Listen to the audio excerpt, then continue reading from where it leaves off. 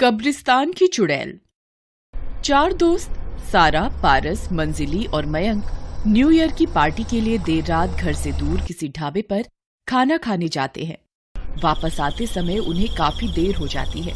मंजिली घर जल्दी पहुंचने की जिद करने लगती है। तभी पारस बताता है कि यहाँ जंगल के बीच से एक शॉर्टकट रास्ता है, हम वहाँ से जाएंगे तो थोड़ी जल्दी घर पहुँच जाएंगे। मयंक ने मना करते हुए कहा, नहीं, उस रास्ते पर शमशान घाट है। पर मंजिली को घर जल्दी पहुंचना था तो मयंक मान जाता है।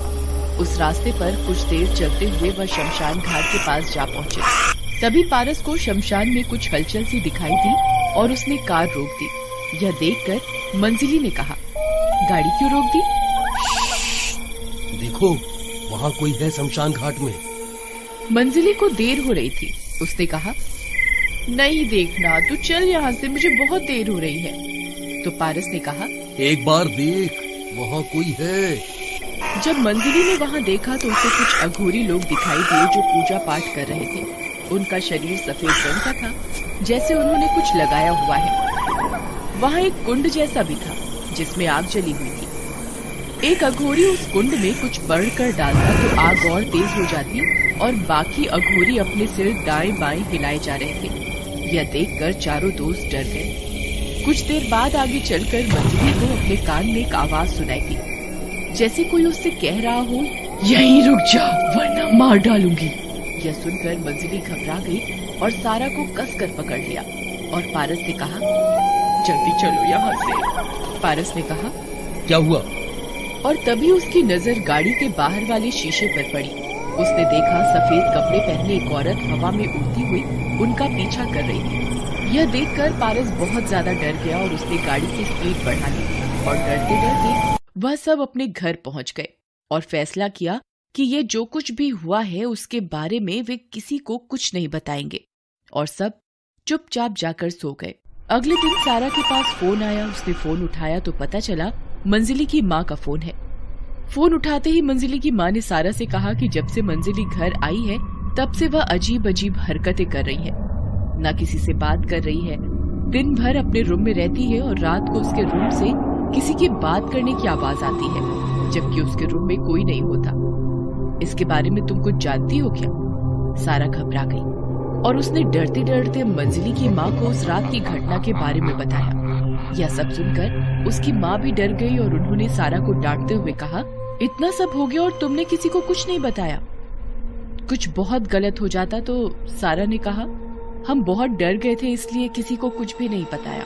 उसी रात मंजिली अपने रूम में किसी से बातें कर रही थी और उसकी माँ दरवाजे पर खड़ी उसकी बातें सुन रही थी, लेकिन उन्हें कुछ समझ में नहीं आ रहा था तो वो अंदर चली गई। अंदर जाकर उन्होंने देखा कि मंजिली अपने घुटनों के बीच सिर झुकाकर बैठी है और कुछ बड़बड़ा रही है। उसकी माँ ने पूछा, बेटी किससे बातें कर रही हो? मंजिली ने कुछ जवाब नहीं दिया और उसने बड़बड़ाना बंद कर दिया। माँ ने दोबारा पूछा, बेटी मुझे बताओ तुम किससे बातें कर रही हो? तभी मंजिली चिल्लाकर, मुझे शमशान में छोड़ा बुढ़िया, वो मेरा घर है, तेरी बच्ची को भी साथ ले जाऊंगी।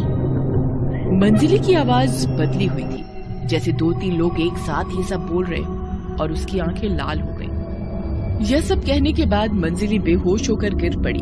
उसकी माँ बहुत डर गई और उसे उठाकर बेड पर लिटा दिया और अपने पति को फोन करके ये सारी बातें बताई। 1 घंटे बाद मंजिली के पिता ऑफिस से लौटे। उन्हें देखकर मंजिली की माँ रोने लगी और कहने लगी कि मेरी बेटी को ये क्या हो गया, उसे ठीक कर दो। अगली सुबह मंजिली के माँ बाप उसे तांत्रिक के पास ले जाते हैं। तांत्रिक मंजिली के सिर पर हाथ रखकर आंखें बंद कर लेता है और कुछ देर बाद आंखें खोलकर कहता है, इस पर चुड़ैल का साया है। शमशान घाट से जाते समय इसके पीछे चुड़ैल पड़ गई और इसके साथ घर आ गई। वह इसको भी अपने साथ शमशान घाट ले जाना चाहती है। यह सुनकर मंजिली की माँ रोने लगती है और हाथ जोड़कर कहने लगी कि मेरी बेटी को बचा लो। तांत्रिक ने कहा, इसको बचाने का एक ही उपाय है। आज रात 12 बजे तुम्हें मेरे पास मंजिली को लेकर आना होगा और जिस समय मैं उस चुड़ैल को वश में करने की कोशिश करूंगा उस समय तुम्हें शमशान घाट में जाकर मंजिली के पहने हुए गंदे कपड़े जिससे मंजली की गंध हो वहाँ रख कर आने हैं और मंजली को एक नए साफ सुथरे कपड़े पहनाने हैं। इस तरह वह चुड़ैल मंजली की गंध पाकर शमशान में ही वापस चली जाएगी। लेकिन याद रखना, मंजली दोबारा उस तरफ ना जाए। जैसे जैसे तांत्रिक ने बोला, मंजली के पिता ने वैसा ही किया और इस तरह तांत्रिक ने मंजली को ठीक कर दिया। मंजली के ठीक हो जाने के बाद उसके पिता ने उसे देर रात पार्टी करने बाहर जाने के लिए मना कर दिया और मंजली भी फिर कभी देर रात तक पार्टी करने कभी बाहर नहीं गई। दोस्तों, कहा जाता है कि रात के समय किसी भी कब्रिस्तान या शमशान घाट के आसपास नहीं जाना चाहिए, क्योंकि रात के समय ऐसी अनजानी ताकत सक्रिय हो जाती है जो आपकी जिंदगी को एक डरावने सपने में बदल सकते हैं।